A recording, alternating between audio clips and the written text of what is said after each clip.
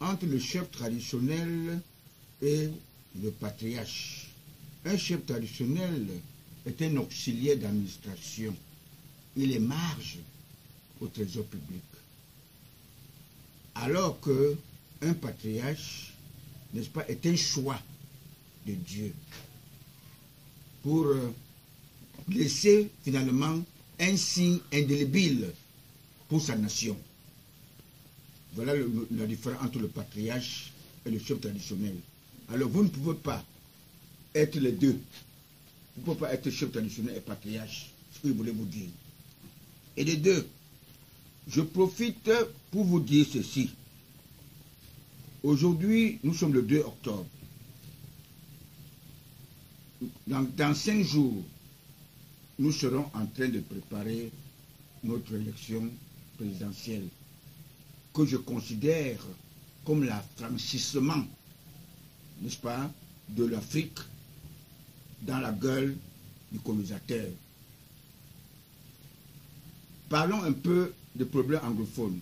Le problème anglophone est un problème qui a été à tout prix initié parce que le président Paul Biya, n'est-ce pas, n'a pas un politologue spirituel dans son groupe. Alors, tous ces gens-là, les John Frundi, les Achille Achou, n'est-ce pas, au niveau du Nord-Ouest, pouvaient utiliser de leur force, s'ils étaient vraiment des vrais patriotes, pour éradiquer ce fléau. De même au Sud-Ouest, le grand Moukete, le plus vieux sénateur du monde, le vieux sénateur qui a les moyens, l'avocat Tabeta John, du sénateur de RDPC, l'avocat, le fils spirituel de papa Ebbe Tabi, le grand nationaliste, s'ils n'étaient pas égocentriques ou égoïstes, parfois méchants, ce problème n'allait pas exister. Ils devaient utiliser leurs moyens. Mais comme tous sont des gens qui sont des anti-Biya, ils ont cherché à rendre le problème plus difficile. Je regrette que mon candidat naturel n'a personne qui lui donne les bons renseignements de la situation de notre pays, comme avait été à l'époque du père du cacique Kamel Samuel. Nous, à l'époque, à l'UNC, on avait des caciques de l'UNC comme Kamel Samuel qui occupait un poste stratégique, secrétaire permanent de la défense nationale.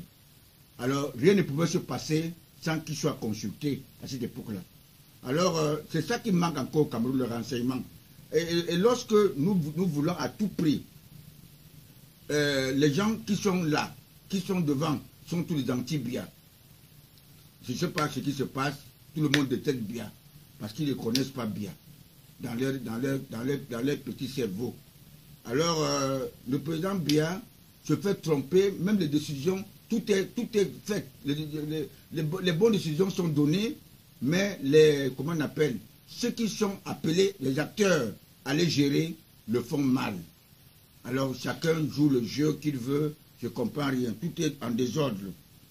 Le pays, les décisions sont très lentes à exécuter.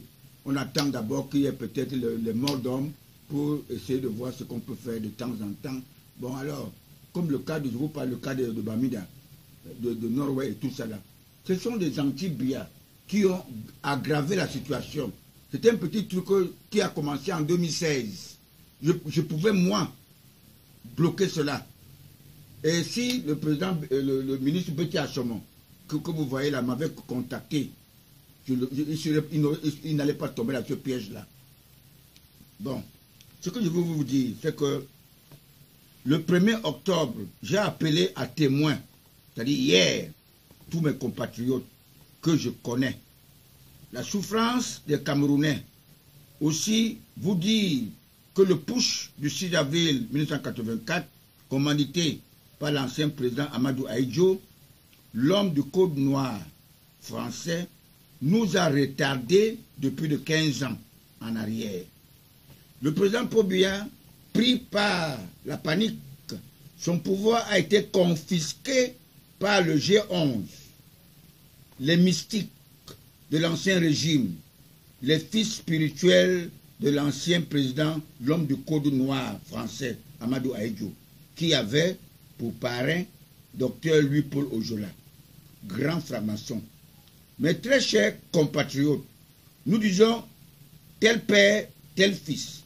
Et toutes ces personnes se croyaient indispensables auprès de notre champion, toute catégorie.